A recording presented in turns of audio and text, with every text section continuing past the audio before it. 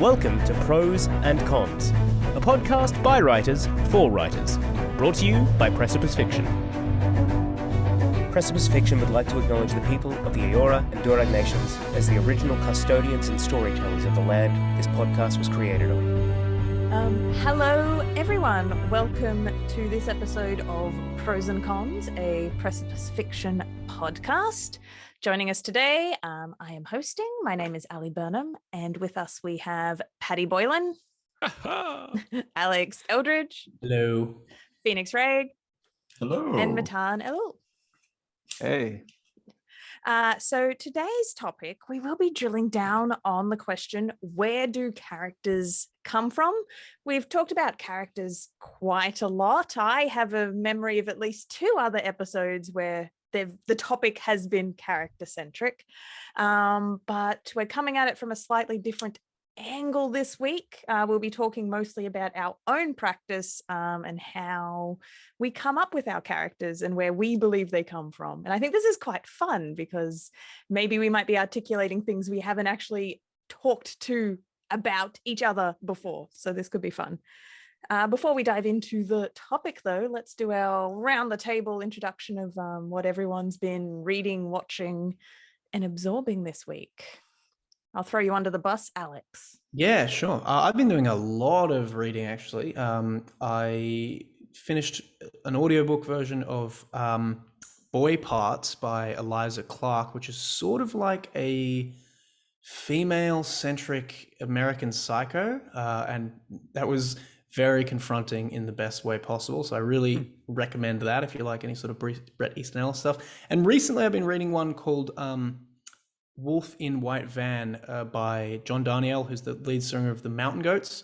And that's sort of about this guy who's been horribly disfigured by an accident, and he essentially runs this tabletop game, like a mail-out tabletop game, and inadvertently encourages these kids to like kill themselves accidentally, and it's just very complex. And yeah, it's great. It's really, really good. I really recommend it. Well, that sounds fantastic. What about you, Matan? I must say before that, Alex, that escalated so quickly. I just did not see the ending of that sentence. It really, really just keeps going, doesn't it? It just got better. I don't know if I said that on a previous episode, but I got sucked into another round of Tolkien. I'm finding myself reading The Hobbit for I don't know how many times. It just started from YouTube suggesting a Lord of the Rings theory video to me, and I'm like, you know what I should do? Read like The Hobbit, all 3 books, and the Silmarillion. You people and your rereading. It's yes. unimaginable to me. I love it. I love just, I don't know. It's great. Highly recommended. Yeah, I'm a sucker for my comfort food anime binges. I have about 2 that are a go-to. I have a series that I would have watched 12 times, and I will still go to it when I'm at my lowest, and it'll fix me over a weekend. It is the perfect drug. And I feel like I will defend the media to the end of the earth. It's having enough depth that every time I watch it, I'm still finding new things that I love. Do we get to know what the series is? Yeah, what is it, please? You can't do that and then not say what it is. Is it a Fruits Basket? It's not Fruits Basket, but that is one that I do guilty watch, even though I was behind the wrong ship on Fruits Baskets. So when it pivots to the wrong bad choice ship, I just suddenly have a bad time. But the first half is great when it's still teasing which way will it go. The one I'm specifically talking about is Yuri on Ice, that I love and adore. It's perfect in every way. Lots of fun. That's the twist, the context twist in episode 10 that changes the whole thing. Wait. I haven't watched that. I haven't watched it either. That's not a spoiler. I have watched. You all nodded as if you knew it. You're like, oh, you're No, but I just think I heard you talk about it. I probably have. I don't think I get through a day without talking about Eurydice, despite my best efforts. Anyway, what have you been up to, Phoenix? Reading a lot more of Lord of the Rings. Like, been going hard kind of on that. That's my book of choice when I'm picking up a book. So getting through, we just got through the Battle of Gondor. Like, we're thick in the conflict of the 3rd book. or the Battle of Minas Tirith. Then on top of that, still watching thick in the Gilmore Girls, like really deep in, and I've really been appreciating Gilmore Girls, like, and I might bring up some Gilmore Girls as we talk about characters today. But and then another recent thing was I just watched the 3rd season of Love, Death, and Robots, Nice. which I liked, especially the last one of the latest season. That was the one that I really liked. The narrative really pulled me in on that one. Brilliant. And what have you been reading, Patty? If I could guess what book you're still reading. Oh no. I don't even need to say it at this point. When I'm not listening or reading Moby Dick, I'll say, but otherwise just assume it's that. But also, I've started this book right here, and you can see it through the glare, called Sapiens by yeah, he's an okay, you've heard Israeli. of this guy? He is an Yeah. Israeli. I was going to ask you how to pronounce the name. I was going to say Yuval Noah Harari. That was Close impressive, enough? Patty. That was very Okay, well, impressive. Thank you. Yuval thank you. Noah I'm a Harari. linguist. No, that was Okay. great. I was never going to guess that. It's very interesting. It's like an anthropological history of humanity, kind of right from the beginning. And like in this density, he touches on pretty much everything about human evolution, the human condition. I've heard it was criticized a little bit academically after the fact. There's some people that don't agree with all these conclusions and these evidence, but it's very interesting. Very good, not popular science. What would you call it, Matan? Just Unpopular science? unpopular science. There we go. It's good unpopular science. Well, segueing straight into our topic, because I think we probably have a lot to talk about. I had a crack this morning just when I was thinking about how we could talk about character and start dissecting it and how we create character. Just for myself, I tried to jot down kind of the pillars that go into making characters distinct from one another. So I guess almost for as long as I've been writing, obviously, I think we all aim to, every time we create a character, we want them to feel distinct. This is a unique new character every time, because it's quite easy to point fingers and be like, at famous examples of authors that potentially their characters start to feel a bit sameish, or when they write a new property, you can kind of see, oh, that's got similar traits to, I recognize that from a previous novel they did. So I think it's always kind of a craft thing, a sign of good writing, if it is just a personal challenge to always go into it. You know, every character's unique, every character's a new person. So feel free to jump in while I'm talking, because this isn't a tool that I teach. This isn't a tool that I'm borrowing from anyone. This was literally me just trying to, like, on paper, find the different pillars of what makes characters distinct. And easy for me was talking kind of visually. So you're talking about their visual traits, picturing them in their mind. They look different, visual traits. In a different pillar or a different circle of the Venn diagram, I put kind of setting and environmental factors and the things they would do in their environment as a separate thing. And I guess what I mean by that is it's quite easy for me to imagine one of my characters in this world, in this setting, and that's automatically going to shape things they do, and they're going to behave differently and seem different to this other character I have in a different world, in a different setting. So I have that pillar over there, kind of environmental things they do, visuals. And then I had what I articulate to myself, I guess, as their personality. That's just their traits, just their characteristics, just the way they speak, how they're going to interact with other characters. And then my fourth pillar I had was I lumped together backstory and morals, because that was almost hard for me to separate, that, say, things that have happened to them and in their past that have made them the way they are, and their morals, their guiding principles are almost one in the same. I guess that's the nature versus nurture question. And It's like I'm not values almost. Yeah. I'm not necessarily here to unpick nature versus nurture, but I just lumped that together as backstory and morals. And I did also wanted to make a point that in my 4 pillars there, I didn't include wants and desires because for me that almost starts to feel like plot tools. And I guess I would throw it open to you guys, because when I start to think about the moment a character wants something, they feel like they're in motion for me. And now I'm thinking about a story happening. I'm thinking about plot. That's a separate craft to character for me. Anyway, have at that. Do you agree with those 4 pillars? Would you add to those pillars?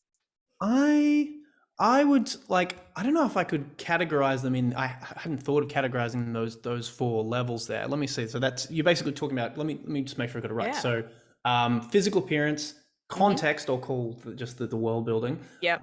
characteristics, and then values, essentially. And that seems like a pretty good triumvirate. Like I can definitely see someone like handing out a sheet on a writer's workshop that's got like a little circle and it's got those things. Yeah, no, for sure. I would say, coming at it from a slightly different aspect, and I think these things probably fit in to that, or parts of that anyway. I'd say for me, it's sort of like relatability in terms of you being able to see, oh, I can see what this person's feeling. It's almost like empathy sort of thing. It's like, I understand who this person is. Then I'd say there's like depth and complexity, which is obviously a longer term thing because you need to see kind of the journey they're going through. I'd say verisimilitude is a thing as well. So the ability to recognize something as real in a sense. You know, that might sort of dovetail with relatability, but basically just something that you can be like, oh yeah, this feels like something would be real. And then one that I almost forgot, but for me is really, really important, is dialogue. And just it's almost its own language and code system for explaining aspects of different characters. So look, I don't know if that meshes with your version of it at all, but because Ali sort of sent us a little thing beforehand saying like, hey, what would you guys think? Those were the things that came to mind for me. I really like the 4 pillars and I really agree with them. But my process is kind of different, is that I do think I get to these pillars, but not necessarily in that order, in which I will start with the desire and the disadvantage. Like, what do they want and what's in the way? This guy wants to be rich. The disadvantage is that he's got a gambling addiction. This girl wants to have a family. The disadvantage is that she's self-destructive. And after I have those 2 in place, I kind of try to find the characteristics and the context to amplify this conflict between desire and disadvantage. In my characters, a lot of the time, the disadvantage is related to kind of shooting your own foot, like characters that kind of, they can't stay out of their own way. And that kind of leaks into characteristics, because characters that do that tends to become jaded, maybe because it's happened again and again, maybe sarcastic. So I start with those 2 and then I kind of fill up the rest. But I really liked how you put environment into it, because that's something maybe sometimes I don't think about enough, but like how the environment really shapes the character. It sounds like you bake in conflict into the original conception of the character. Yeah. Like almost as a ground zero thing. That's very interesting. I want to try that sometime, actually. Yeah, no, I love how you've mentioned that. And Alex also mentioned journey. So that was me. I agree with that. And I think a well-developed character needs all that. But I guess for me, when I'm thinking about the raw distillation of a character, those are both plot tools you've talked. Well, in my mind, that's how I separate them. I'm like, that's story stuff. If I was to talk about my character and describe them in a vacuum, I almost have to separate them from the plot. Like the baseline level, it's like, this is where they start and this is where I'm coming from there, which, I see what you mean there. Like if it's like, hey, if we're just putting them in a vacuum and putting it down on the page and being like, hey, this is the thing, this is what they look like at the beginning, or probably pre the beginning of the book. That's what it is. Like there's no ring, there's no Sauron. What's Frodo like? Yeah, basically. Completely agnostic of plot. Like I could take this character and technically drop them in any environment in any story because they're just the character, and you've untangled them from the plot completely. But that ignores Ali's environment. The environment one. So context. in saying, it's almost that tricky thing between environment and plot. The reason I say environment is because I've done a few writing courses where something teachers love to do is they're like, take your character and just envision them like making like their morning routine. Just what do they do? Like how do they go to work? And I'm sitting here with my fucking like fantasy novel. And I'm like, what do you mean? You want me to write their people to work? You want me to write them going to school? And like that just explodes my brain. Like I can't take a character that has been developed for this world and just dump them in the real world. And I even struggle with my real world settings doing that. I wanted to ask if anyone else has tried those writing exercises and if they struggle or if they embrace them and love them. Well, I like the idea of that, but I would approach it at a totally different angle. Like the morning routine thing, I see what that is. It's like, hey, if I put this into I put this character into a place here and just make them run something, that makes sense. But for me, and this is why I specifically brought up dialogue, I always see what a character is made of more once they start talking to other people. And then I can kind of almost go back and fill in the blanks of internality, which are like backstory, like, this reminds me of this thing where I was doing that. But for me, I always start to see the first kernel of a character when they start talking to each other, even if it's just, I'm only observing one side of that. But usually it'll be both of them developing. Do you ever realize a character trait like retroactively, like halfway through your book, you're like, oh yeah, he does that. I only ever do that. For sure. No. That's my entire process. I don't start out with character ideas. I don't start out with ideas of who I'm going to write. I'm really more interested in writing about ideas and concepts.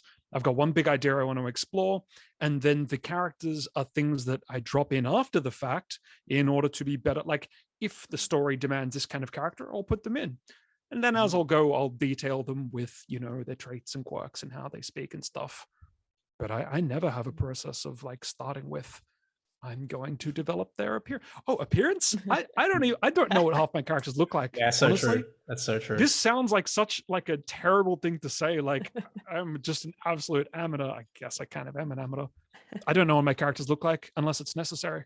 No, that's fascinating, because I wanted to ask you what pillar you feel like you start with, or if you change, because sometimes for me it could be a visual. I don't know if that's because I do a lot of screenwriting, so I do start visually, but sometimes it could just start as simply as I want to write a character with a fucking eye patch.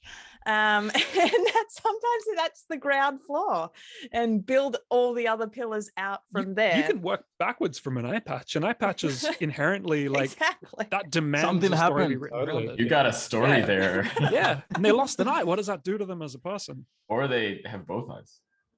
Yeah. Two eye patches. Yeah, it's double eye patch. No, it's just one eye patch, but their eye's there, and they just like it. Yeah. Well, actually, sorry, Phoenix. I was just gonna keep speculating about the eye patch on the eye patch. I was gonna say a lot of my process actually comes from where Patty said as well. Like the thing I'm writing right now, it's like I saw a TikTok on something called like cast spelunking, which is basically like, okay, this is really super interesting to me. A bunch of people, like scientists, have found these huge sinkholes in China that haven't been discovered. They're totally, so we're talking about like immediately, like they go down them and they've got these like 50 feet tall trees, 100-foot tall trees, and like there's vegetation and stuff there that's immediately that's not been discovered before, or is a different genus or something. So for me, that immediately is like, oh, where can I do that? And then there was another thing of that came up that was like, hey, here's this quote, and I won't say specifically what that was, but basically it had to do with the uncanny valley, and I kind of put those things together, and then when I started writing, the characters kind of came out from that. So sometimes I'll write it like that as well. So you start with an idea and characters just naturally populate it. Yeah, totally. It's like a little program. You set the program and then it starts kind of running itself and things. Yeah, like what do they call those infinite movement machines where you like drop it and it like, you know what I'm talking about. Newton's cradle? Yeah, we all know it. You know what I'm The clacking balls. Yeah, sort of. It's like a thing where you The little drinking bird. you set it moving and then it like you can't. Some listener right now thought they understood, and then Phoenix dropped that one, and they're like, "What?" Anyway. Is that not an infinite movement machine? Yeah, let's go with the drinky bird. It's I that don't face. know. Yeah, but the characters populate the world, or the idea that is the genius of that. I would agree that I'm similar. I'm not often a character first writer, though I hear a lot of people, like a lot of other writers, swear to the death that they're character first writers. Phoenix or Matan, do either of you identify as character first writers? I think I kind of give them priority, as in the world is more likely to change for them than I am to change them for the world. Like if I decide that this guy's a raging alcoholic with a daughter he has never met, that's probably going to stick around throughout. Yeah, that's probably going to stick around throughout the bajillion drafts. Whereas the world building, I feel, is a lot more, likely to be shaped around them. I'm not character first at all. Very similar to Patty. Like usually I have an idea or a concept that I think is really cool, or a story that I really like. And sometimes that idea can be coupled with an archetype of a character. I know I want someone that feels like this, and I know that's married to the idea. And so that's the closest I get. Otherwise, sometimes it's just a raw idea. And then while I start writing, a voice just kind of develops. And then that voice I start pulling that voice through more. And actually one time I did have a character come through first. I was like, that's a quirky looking person, and I really like that aesthetic, and there's some cool things going on there. And I really struggled with it, because then like I had this character that was raw character. I only had the character, and I was like, where do I, like, what story do I drop this character in? You could like shoehorn them into the story, right? Yeah. And I did eventually find a story that I felt fit the character that I was interested in putting them in. But then I had a really hard time bringing their voice through. And that actually took a long time of just like kind of writing material with them in it. And it was like I was getting to know them, because because I was basing it off of an aesthetic. When I first started writing them, they really just read like a caricature, because their voice was linked to their aesthetic. So they weren't human. And so I really needed to kind of get inside of them, and just slowly, as I kept writing, they slowly became more and more human. But that was a process. Yeah, I kind of love that though, because I feel like the sentiment is that I completely agree with that. It takes a novel to get to know a character for me. And I know with my William Swallow manuscript, I had a pretty clear idea from character from the start, wrote the 100K words, went back to start editing. And I remember having this very visceral reaction going back and reading like scene 1. And I'm like, this isn't William. Yeah, the character had shaped and changed, and I had gotten to know him so well by the end of the draft that I went back and just saw this 2-dimensional straw man in my scene 1 that was actually quite alarming, that I then had to go in and fix and fill out with all the information I had collected through the entire process of writing the story. Has anyone else had a similar experience to that? Yeah, absolutely. Again, a lot of my characters, like in this short story I'm writing, The Traitor, when I went in, the protagonist is a sociopath. He's someone that doesn't feel empathy, and that allows him just to do really, really nasty things. I didn't know anything about this guy other than he's a sociopath. I was reading a lot about sociopaths and psychopaths at the time, and I was really interested in it. So I was like, yeah, I'm going to write this guy. And as I went on, I discovered like, oh, he's like this. Oh, he's like this. Oh, he needs to be like this for this part of the story to make sense. And yeah, I did what you did, Ali. I backfilled a lot and basically wrote in more complexity. Not that it's the most complex character, it's not. But yeah, it starts out as like an empty vessel, and by the end gets filled up with quirks and background and likes and dislikes. I was going to say, Ali, you might have had the advantage initially in writing that, in that you had a story that was to some degree pre-existing. So you were able to sort of go in and write him as he was going, and you could probably put a lot of focus on that character. One thing I've noticed about this book as you've been going through it and we've been talking about it is that you have been really invested in this guy as a character. And I think maybe that might the pre-written nature of, not totally, I know you've sort of moved things around for dramatic effect and stuff, but the ability to have that already done like that might have freed you up to be able to put more juice into that character. Does that make sense? It does. It makes a lot of sense. It was almost freeing having the broad strokes of the plot already there, because it's based on a historical event. And then so all that's left for me to do creatively is work out, well, what kind of person goes from A to B to C, and for me to fill in that context. So it is almost just a pure character exercise at that point is what I'm doing, and really enjoyed it.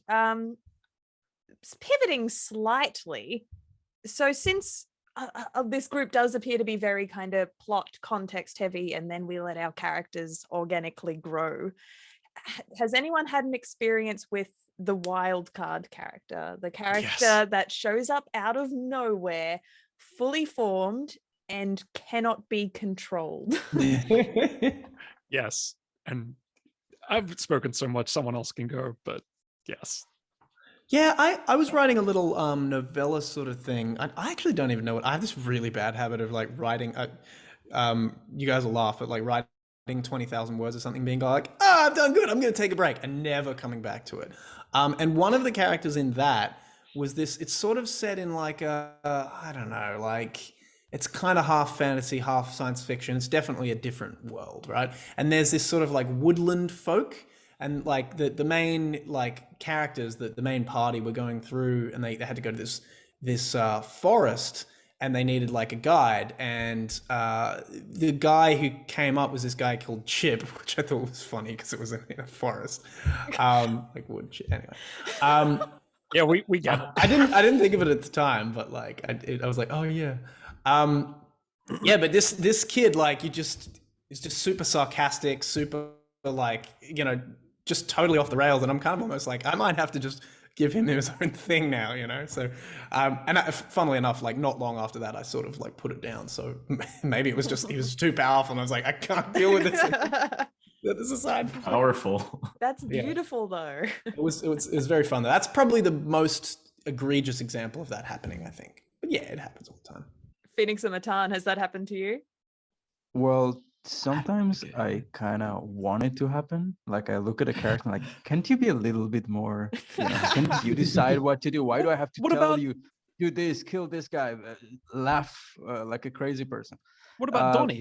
You were saying how like you were telling us how Donnie was a character that was just this background character, and then like he demanded to be front and center. You know what? That's kind of true, because Donnie was supposed to just kind of open a door and then kind of fade into black. And then he just kept following the main character and having small talk, and then ended up surviving like this really awful situation. And now, look, he's not safe until the thing is published, but for now he's got quite a big one. I hope Donnie's okay, man. I love that character, and I love all these Stoat references. Where will they come from if there's no Donnie? There will be no Stoat references in the text. Somewhere in his childhood there was a Stoat that clearly left an impact. This will all make a lot more sense to the audience once Absolution is released. I really like when you said, I wish it would happen to me, because it makes it feel like it's like, I'm writing, I'm putting all these words on the paper. I'm really just hoping someday soon I meet someone. Like, is there someone out there for me? Someday my prince will come. So that it's gonna find their way through my words and look back at me through the veil. Anyway, all this is to say, no, I don't think this has happened to me. But I have had, this is a very different thing where I have had characters' voices become stronger than I anticipated, but I only noticed it when I realized like the person I'm least interested in is my main character. And I'm like, oh, we got a problem. Like that means I don't know the voice of my main character, because I don't actually have an interest in what they're saying or feel who they are. So I needed to, I don't know, there's just a wake-up call in that sense. The secondary character was way more fun to listen to. I was like, dang it. I feel like that's often the case. I can think of so many books I've read where the main character is not that interesting, and it's the other Harry Potter around them. Well, yeah, what sure. Was that? What was Harry that? Potter? A very egregious sneeze. Did you Was that a What? burp, Alex? Are you okay? He's Look, not I like think, He's just the most thrilling personality. No, he's but not bad at there's- all. But no, I- but I- pretty that's plain. I don't want to go too much on a He's- tangent for this because Ali's like kind of planned out some stuff, but like the nature of the protagonist is such that there's sort of a cipher for the audience, and to be that, Yeah. I'm sure I've talked about this before, but to be that, you have to be sort of a nobody. Like it's like, It's oh, true. I'm a he's the boy You know, who I'm lived, like a Alex. male What age more do you want? 45. Like that's something that happened to him. he's though, like you know? his characteristics are he has a scar and he's brave. He has glasses. Don't forget the glasses. He's And also his in glasses. You know what I mean? Yeah, Like, yeah. and I don't think that's necessarily an issue with No. in writing, and I think it probably helps the fact that it helps the series be so popular because he is just such a cipher. Similarly, like Bella in Twilight. Is that what her name? Whatever. But Master Please Chief don't and put the- Harry Potter and Bella in the same sentence. but I don't know. I think protagonists just generally tend to be a bit vanilla, and there's a reason for that. You know, I totally agree with For you. that age group, It's true. but sometimes there is Yeah. a function where they are a self-insert, and I guess that's part of Mm. the promise of the genre and/or audience you're targeting. But even older authors, Yeah, Stephen true. King does that a lot. You know, definitely. It does like I'm just thinking of some other examples cropped up where I was like very interested in the main character. American Gods, the main character in that one was very like so boring. he was So boring. very Shadow. quiet, but like I loved the main character in that. And The World According to Garp by John Irving was very main character focused. So ha. Yeah. No, True. That's not No, a those ha are moment. No, really yeah. good I just- examples. Yeah. Yeah, I The, love Shadow. the only example I could think of from my own work where this has happened, I know, Matan, you've brought her up in a previous podcast, but everyone's favorite Loretta wasn't love a her. part of my initial outlining. So this was a character that came about from the void being like, all right, so Kiana, one of my main characters, needs a trainer, a mentor. So I had this empty slot. So I'm like, all right, time to create a character to just shove into the mentor space for Kiana. And then Loretta showed up on stage and proceeded to kind of take over the plot and start having massive effects on everything that was happening. And her personality has these domino effects on everyone else around her, to the point that every redraft I have to go back to this story, Loretta's getting more and more screen time, and she just can now no longer be removed from the infrastructure that is this story. And that was just very interesting that she was never planned as a part of the an initial patchwork. She wasn't there, but now her DNA is too far embedded in what this story is.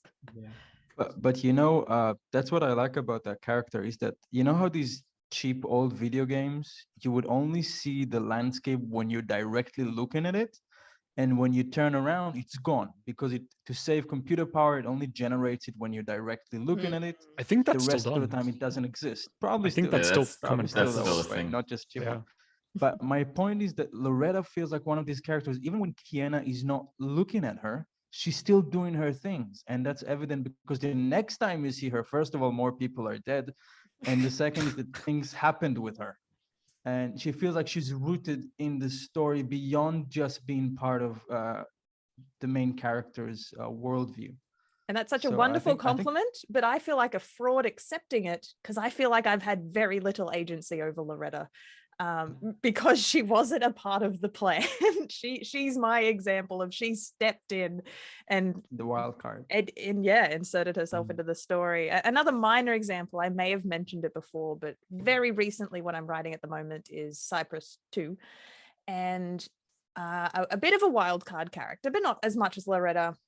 There was a scene where he's left alone in an unlocked room, and there was no way for me to justify that he was going to get locked, like that door could get locked again. So the camera moves away, the story's gone elsewhere, but I'm like, oh, what's this character going to do with an unlocked door? Obviously he's not going to stay still. I would have to contrive a way to trap him there. So it wasn't part of my plan, it wasn't part of the plot, but I had to follow the logical thread of, well, this is a character who's got a lot of agency and opinions and things he's going to do. So I had to follow. I'm like, what's he going to do with an unlocked door? He's going to walk out and he's going to make a mess. And he did. And I had to just that's now a part of my story. There was no way to avoid that. That was another example of a side character just taking control of my plot and doing their own thing. It's like, I love it when your characters are established and your environment's established to the point where it becomes a procedurally generated book in some sense. Like, you've set the scene and it's like, well, I have to honor this. Like, that character's going to go that way. Crap. Like, I guess I got to write this. Like, procedurally generated. I like that way of putting it. Yeah. Reminds me of Diablo. Diablo 2 dungeon. Just like Exactly. I was just about to say, I feel like that's one of the biggest sins of writing, where character is ignored in favor of plot, where when we feel as an audience or as a reader that the character is behaving not in the way that has been established just for the sake of the plot, because we need to get the plot here. So, okay, he was this and that, now he's going to be something else. And we've all seen it in bad TV writing, bad book writing. Suddenly characters that were established as one thing, they behave completely different just because we need this manufactured conflict to happen or be resolved. I love that it's a discussion. It's a give and take. So you need enough plot to write, to learn your characters. But once you do learn your characters, then you've got to give it over to them. Otherwise, you are going to run into the problem I think Matan just described, where suddenly these characters that are fully fleshed and would make their own decisions, and the audience would know they would make their decisions, suddenly feel like they're on hard rails that aren't their own. Or you abruptly kill them. Yeah. I'm experiencing that with my redrafting of Dawnhouse, the first novel that I'm going to put out right now, which is that I've now gone through it and structured it in such a way that makes sense based on feedback. I haven't got all my feedback. I'm still waiting for Matan, who's going to send it to me very soon. Thank you. But yeah, so now I have to go back and fill in these gaps and in some senses rewrite scenes. And if the characters don't want to do that, they don't want to do the rewritten scenes, there's going to be an issue. So I'm very nervous about going back. You got to put them under contract, Alex. Yeah, exactly. Well, I can No just kill them loopholes. off, like Patty said, if they don't do what they're told. So Dawnhouse is horror, so you really can actually. I actually can. That's true. It's one of the few genres where you can get away with Where that. you can just be like, reckless oh, they died. Yeah. I guess, yeah. So pivoting slightly, with all the characters you've ever written, has anyone noticed any reoccurring things they do? Have you noticed that maybe sometimes you're accidentally repeating traits, personality traits, dialogue things people do? Or in Matan's case, are they grappling with similar problems again and again? Yes, concerned stoics. I write concerned stoics as my default. Is it because maybe you are a concerned stoic? Yes. No, that's not even something I need to wonder about. Like, yes, absolutely. I put that into the story. Whenever I need a character that I don't know, they're kind of a linchpin character, things are hinging on them, they're going to be serious, they're going to be ultimately good intended, but they don't know how to communicate it.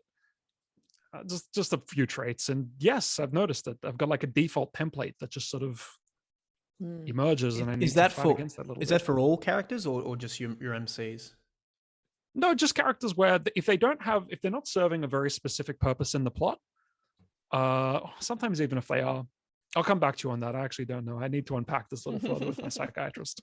I tend to keep bringing back the like worldly sage, the mentor character that kind of has the answers that the character is looking for. And I ran into a problem with the same character that actually came aesthetic first.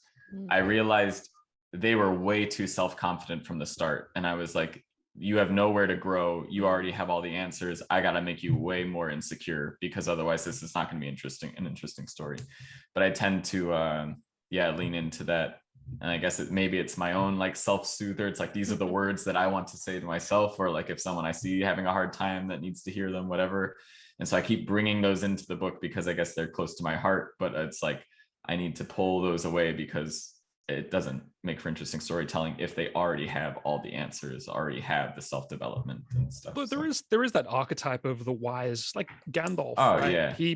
I don't know how much he developed as a character, but he's totally plays that role of the information giver, the dungeon master, the one that comes in and kind of guides people on their way.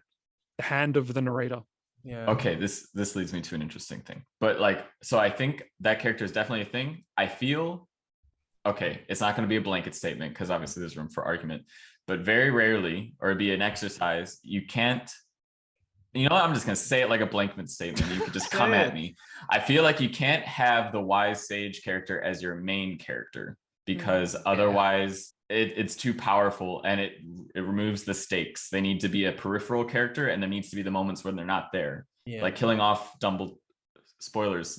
Killing off Dumbledore in the last. I'm so sorry. In the last book, Harry Potter needs to do it alone, and you need to remove that safety blanket and stuff. Take off the training wheels. And take off the and training let's be honest, wheels. Dumbledore is barely there anyway. Okay, even when the guy's alive, he's either down in London on business or fired. Okay, And this is actually one of the problems I have with the newer Harry Potter verse movies, like Fantastic Beasts, is the stakes feel very low to me because I'm like, you're all fully established wizard adults. Like, yes, there are dangers in the world, but the stakes of the first movies were they're kids trying to figure it out. And when the adults create sanctuary, and you know, anytime the adults aren't there, oh, you don't know what's going to happen. And yeah, but here it's Very like, well, at interesting, least you're fully Well grown said. adults that have your head on your shoulders. Like, I feel fine. There's no character growth with those sage characters, right? No, They are what they are. they deliver the character growth.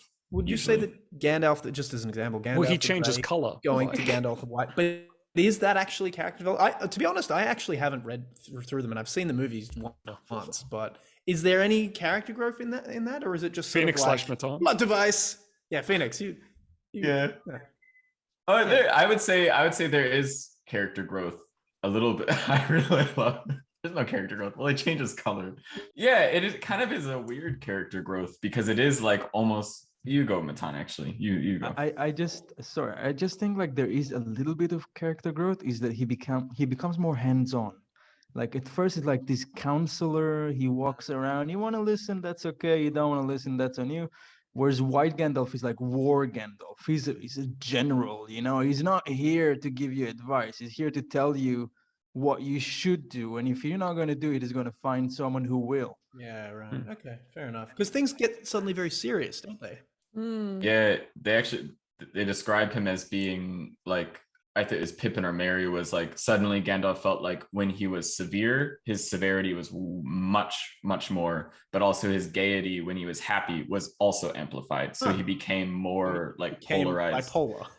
Yeah, but it is like Matan said, he became way more like, I'm not gonna like, things need to happen, and so I'm gonna like, no more bullshit, like I'm gonna do these things. And he was like running and doing, he was pushing a lot of things into motion. I know my personal habit, I think now that I've identified it, I'm doing it a lot less, but it was a learning curve to realize I was doing it. There was an era there in my writing where a lot of my main characters all had a similar problem, in that they were all main characters who were at a crossroads in their life, who didn't quite know what they wanted. And thus the story revolved around them needing to reevaluate where they were in life and then choose to seek what they needed next, what they wanted to become. And, you know, that sounds all well and good, except that these are protagonists that really struggle to fucking do anything. And that becomes frustrating for a reader. They need to, if they don't have a clear want, they can't articulate to themselves, it's very hard to build a plot with momentum around that. But apparently I must have been grappling with something, because I had a series of main characters that were doing that at the time. And once I realized, I'm like, oh no, they're all doing the same thing. Then I slid sideways into William Swallow, who was a character with a very clear want, just to really try and exercise that problem I had found in my writing.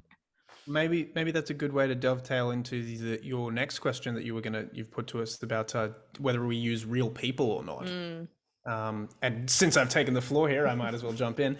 I definitely find myself using real people. I think for Dawn House that I'm doing now, they're like there's three main characters essentially. Like two of them are guys, and they're basically composite parts of my personality, and then another one's my sister. I was pretty going much to it. say that. Pretty much They it. both feel like Alex, but like Yeah. different aspects of Alex. Yeah. Yeah. I'm okay with that. Like I said before, that I like the sense of verisimilitude, and I think you should write what you know in some aspect. So for at least one book, I'll get away with it, without having to. But they're also very well realized characters. Like the character of James, especially, he's a really well fleshed out person. So yeah, I think you drawing on things yourself, it actually really paid off. Well, yeah, And it isn't you exactly. Like it's clearly like it's got traits of you. yeah, because you can, I guess, who do you know better than yourself, I suppose, and your family. And I don't know how well you guys know my sister, but like Holly, the other character in it, draws a lot from her. It's sort of like like not really a girly girl, but still quite feminine.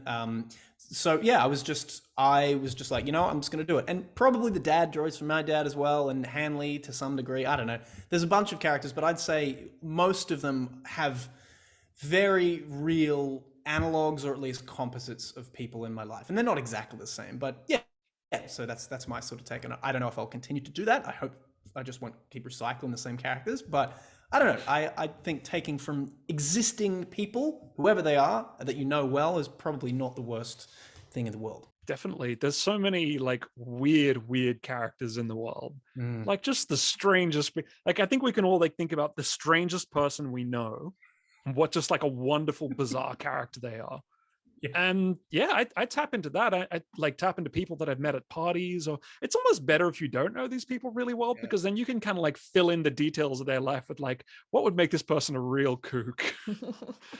Have you, okay, I think everyone who's Australian would know this. Have you guys seen Trent from Punchbowl? Yeah.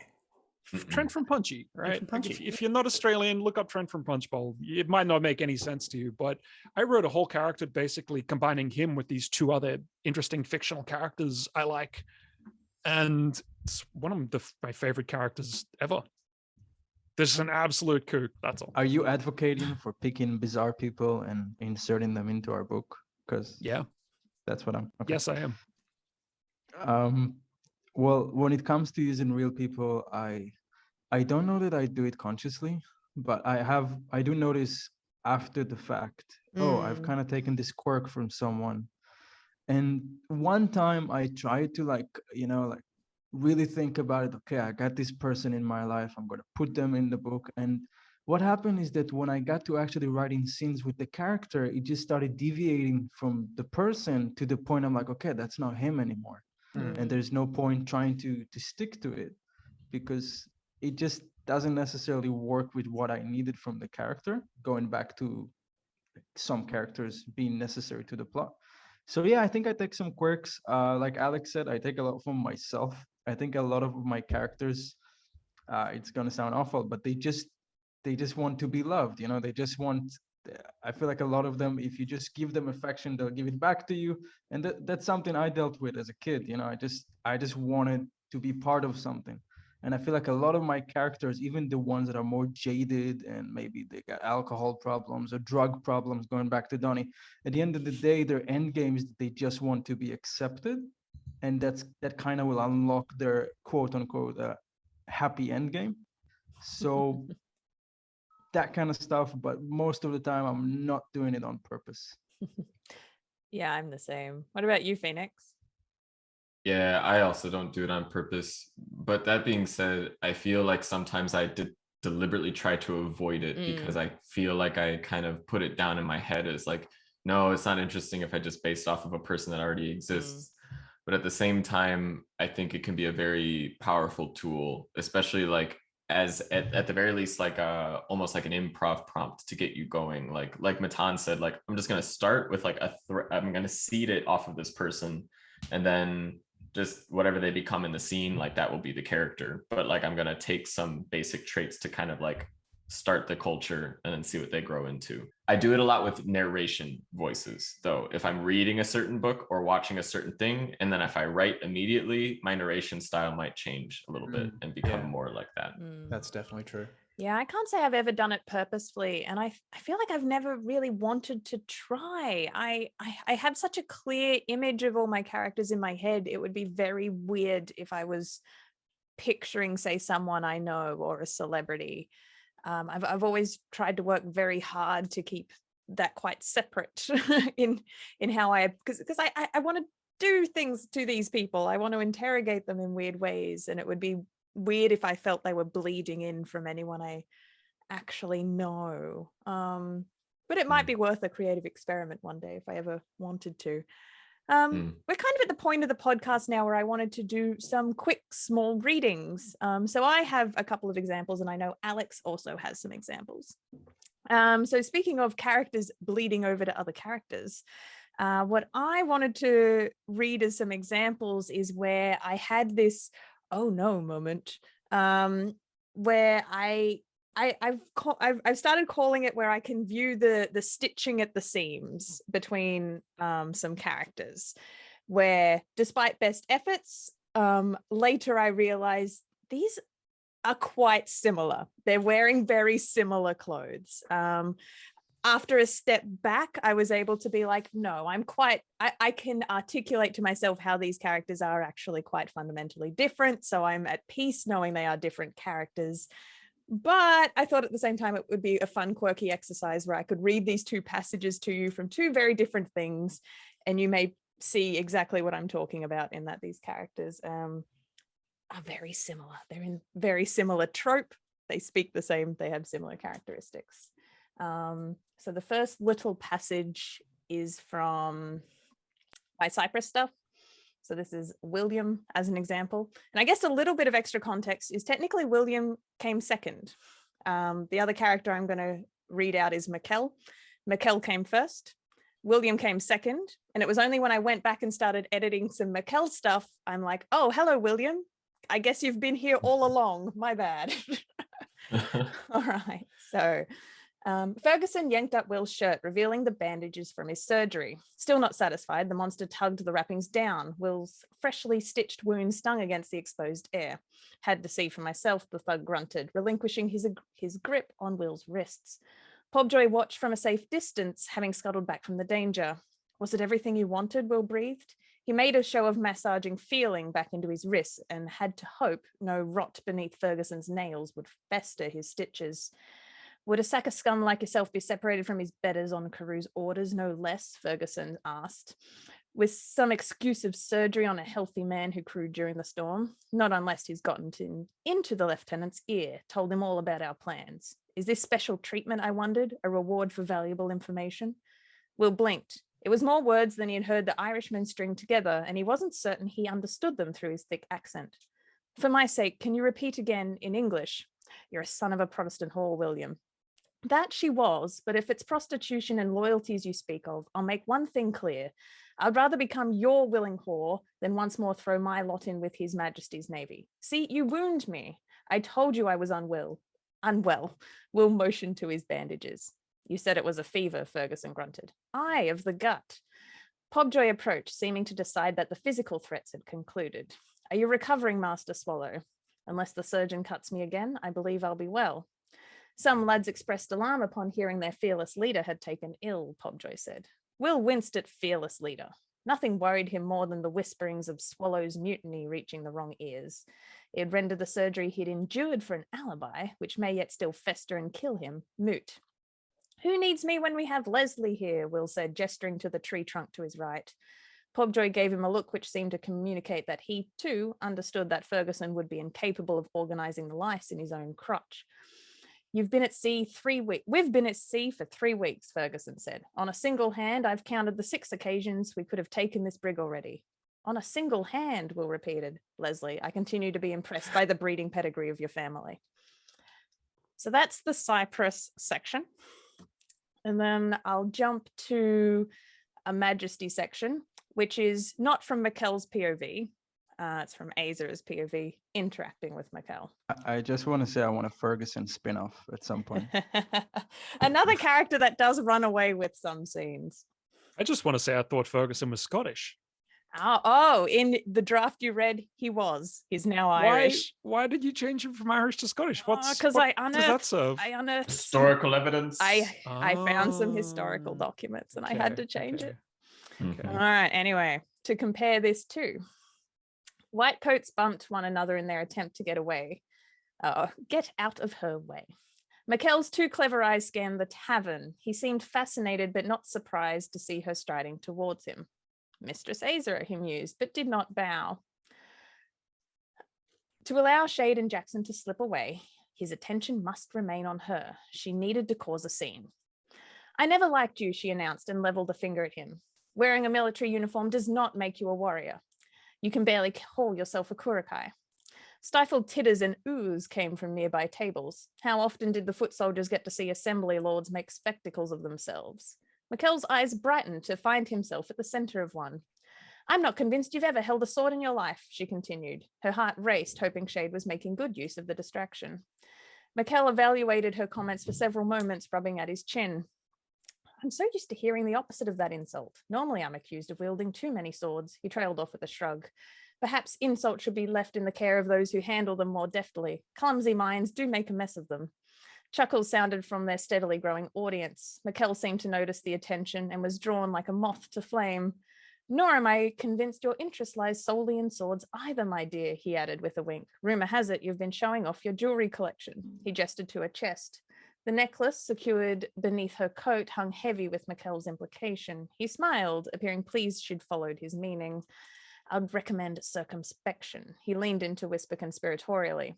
Flaunting it unveils the lie our master inquisitor worked rather hard to put in place. And that's the end of that brief section. So that was me having an alarming moment of they might have different morals in that Mikkel, I think, is a bit more of a martyr while Will's a bit more self-serving, but put them on the page like that, they act very similar. I'll just say this though, having read a few drafts of Majesty, that scene feels like one of the newer ones. Am I correct? It is, yeah. Isn't it post-Will then? That scene is in particular, and one where I thought showed off his traits, but I feel like Mikkel has always had those traits. Mikkel's always been Mikkel. Yeah. Well, I do remember him earlier, but this is one of his better scenes. Like he's just, it's more on full display. But yeah, I see what you mean. The characters do sound similar, but in a good way. Yeah, it was just an alarming. I feel like it's something no one else in the world would have noticed if I hadn't pointed it out. But just in my own writing practice, I had a moment of, I think I'm drawing on the same tools here. By accident. But now that I'm aware of it, I can be a bit more strategic, I guess, about when I want to highlight their differences so they're not the same palette. Alex, I'll throw it over to you. What's your writing examples? Yeah, sure. So I've got one from the short story collection that I'm going to put out pretty soon. Shameless plug. It's actually towards the end of one of the short stories, but I won't give it any context, so I think it'll be all right. And then the other one is, and that's a character, and I kind of write it from like a bit of an archetype. And the other one is like a narrative. It's like a first person. Actually, in this case, it's just first person. But it sort of bleeds into a story that's actually telling someone else's story. So I don't know, I thought it'd be interesting to take one from the third person, then one from like a closer in. So this is the first one. It's from a story called The Last Great American Stallion. I think that's what it's called. I know that one. Yes. So please forgive my terrible Texan accent. The driver got out in a leisurely way, swinging his big cowboy boots onto the dirt. He wore blue jeans, a checked flannel pattern, and an old brownish Stetson. His face was very pale and weather-beaten, but friendly. He got out and held out his hand. Lou was hesitant to take it, but the man laughed. Don't fuss yourself. I ain't gonna bite. His drawl was Texan. He leaned back in the car and drew out a cigarette. Camels. Lou took one apprehensively and lit it. The sunset, off to the west, had not been affected by the malaise that followed the man's car, and they watched it. She's a pearler, the man said quietly. Don't get a sunset like this anywhere in the world. No, sir, you most certainly don't. The man turned to Lou, half of his face shadowed. I suspect you know why I'm here, he said softly. Lou kicked absently at a patch of dirt. Yeah, I just about figured it out. And a drawn, fearful expression came over his face. Was I the only one who saw it? the end times, I mean? Why me? Why now? The Texan bent double and howled with laughter, but there was no malice in it. When he rose again, there were tears streaming from his eyes and his cheeks had taken on some color. That scene's funny because I don't usually do a lot of visual description, but I feel like a lot of this, because it's an archetype, it's like a cowboy, you know, he's like an old, like, yeah, sort of cowboy. Like, I figured like a lot of that idiom and color just came through in just the way that you can't see the dialogue, but the dialogue's written with all sorts of like contractions and stuff. It's very obvious, the accent. And then the second one also has a really strong voice, but it's like I'll sort of, you'll sort of get it. This is from a different short story that I put on Reddit a while ago. July 2nd, 1928. Strange day today, damn strange and unsettling. I know I oughtn't to curse, but if it isn't my diary and events don't warrant it, I'll be the son of a monkey's uncle.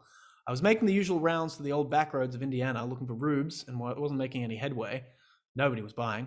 Had 3 doors slammed in my face at least. I'd have thought your garden variety Midwestern hick would be clamoring for an encyclopedia set. Shows what I know. In any case, I found myself driving through this little town. Little isn't quite the right word. It was big enough, plenty of fancy houses and big old general store, but the whole place had a queer kind of lifelessness to it, which made it seem small and mean. There was a brownness about the place. I'm not sure how else to put it. Just didn't feel quite right. Lawns were all dead, and there was an odd funk in the air, as if rotted garbage or something. Yeah, and that's that. And yeah, I really like that. there's- I want to read Yeah. that story. I like The that a lot. son of a monkey's uncle. Yeah, that's I kind of try to keep to that idiom the whole way through, because this guy is actually telling someone else's story just after this bit. You get into it, but yeah, it's. I'm just running the thread. So the son of a monkey's uncle is the Just monkey's like a cousin. monkey's cousin. Yeah, this monkey's Cousin of uncle. a monkey. Yeah. Okay, just making sure I was.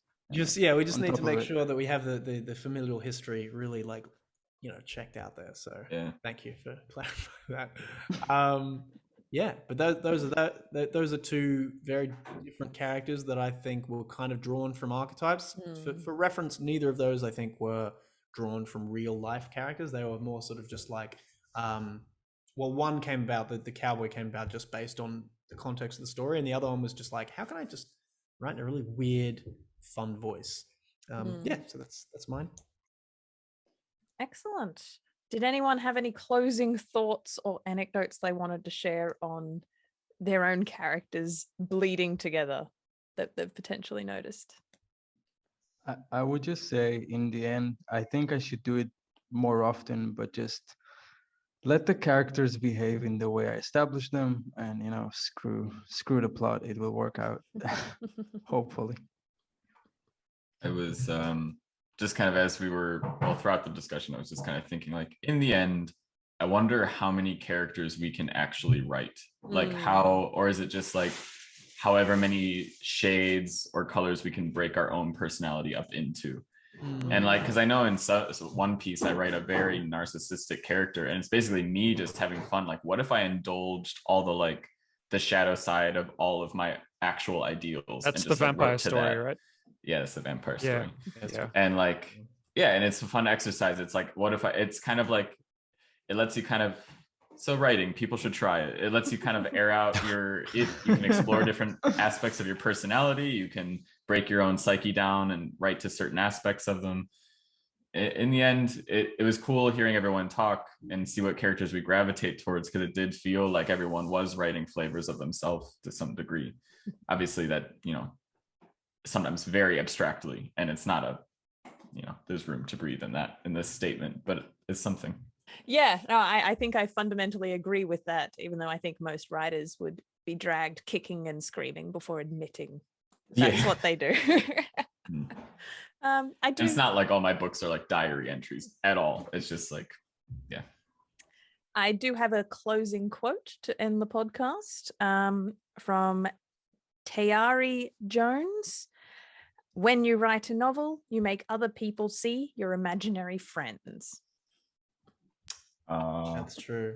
I think just to finish up, I think writing good characters is to some degree an exercise in trust, because you have to allow them to kind of do their own thing. And especially if you're a plotter, they just do some weird things sometimes. Like, and everyone plots to some degree. So I think writing a really good character can be, an exercise in trusting that they know what they're doing, that you know what you're doing, and that also it's what's best for things. What a final thought. God damn. Thanks, Fatty. Can you imagine Tolkien's face when Frodo doesn't throw the ring? He's like, keep this. What the? So many words invested and Frodo, he doesn't do put it in. He's like, all right, I need to write someone Are you else for in here. real? That's where Sam came from. Well, he didn't. Yeah, exactly. He didn't throw it in the end, did he? Like, Tolkien was like, "What am I that happened?" He was just like, "What? What are you doing? Come on, this is the whole point." I need to go all the way back to the beginning and put a different character in that was there the whole time. And then there was Sam. And then there was Luckily, this guy named Sam was. Yeah. Beautiful. As well as Gollum. Yeah. All right, this has been Pros and Cons by Precipice Fiction, and we'll talk to you next week. Bye-bye. Bye. You're listening to Pros and Cons, the Precipice Fiction podcast.